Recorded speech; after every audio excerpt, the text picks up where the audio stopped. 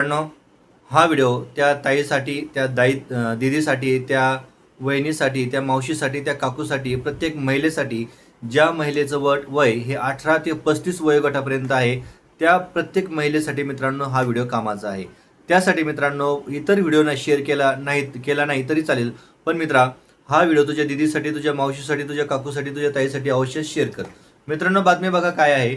आपण बघतोय प्रत्येक जिल्ह्यामध्ये दर महिन्याला, दर 6 महिन्याला मित्रांनो अंगणवाडी सेविकेची ही भरतीबाबत प्रक्रिया नेहमी सुरू असते. तर मित्रांनो, आपण नेहमी या संदर्भात चौकशी देखील केली पाहिजे. अंगणवाड्यात सेविकांना मदतनीस भरती ही फक्त 12वी पास 13,000 रुपयापर्यंत पगार मिळतो मित्रांनो. रिक्त झालेल्या जागा थेट नियुक्तीसाठी 90 दिवस कालावधीच्या मर्यादा असतात मित्रांनो. बीडमध्ये महिला व बालविकास विभागामार्फत अंगणवाडी सेविका आणि मदतनीसाची भरती प्रक्रिया सुरू झालेली आहे. मग अंगणवाडीतील सेविकांना 13,000 तर अंगणवाडी मदतनीसांना 7,500 रुपये प्रति महिना हा दिला जातो. मग त्या भागातील बाल विकास प्रकल्पात अंतर्गत उपलब्ध जागेनुसार स्थानिक पातळीवर जाहीर सूचना प्रदर्शित केल्या जातात आणि त्यानंतर ही भरती प्रक्रिया राबवली जाते. मित्रांनो, आपल्या जिल्ह्यामध्ये ज्या ठिकाणी बाल विकास प्रकल्प कार्यालयाचं ऑफिस आहे त्या ऑफिसला नक्की जाऊन व्हिजिट करा आणि त्या ठिकाणी आपल्या गावामध्ये, आपल्या तालुक्यामध्ये कोणकोणत्या गावामध्ये मदतनीस आणि अंगणवाडी सेविकाच्या जागा कोणत्या ते नक्की आपण चेक केल्या पाहिजे. मित्रांनो, या भरतीमध्ये नेमका अर्ज कोणाला करता येणार आहे ते थोडक्यात आपण जाणून घेण्याचा प्रयत्न करूयात. अंगणवाडी सेविका, मिनी अंगणवाडी आणि मदतनीस पदासाठी किमान 12वी उत्तीर्ण असणं गरजेचं आहे. त्यांना 2 अपत्य असणं गरजेचं आहे. त्यानंतर त्यांचं वय 18 ते 35 वयोगटामध्ये असायला हवं. तसेच महसुली गाव, वाडी, वस्ती, नगरी प्रकल्पाच्या बाबतीत नगरपालिका, नगर पंचायतमधील स्थानिक रहिवासी महिलेला यामध्ये अर्ज करता येणार आहे. मित्रांनो, कोणती कागदपत्रे यामध्ये जोडायची आहेत आणि त्याबरोबर हा अर्ज नेमकं कुठे आणि कसा करायचा आहे. तर मित्रांनो ऐका, अर्ज कुठे करायचा.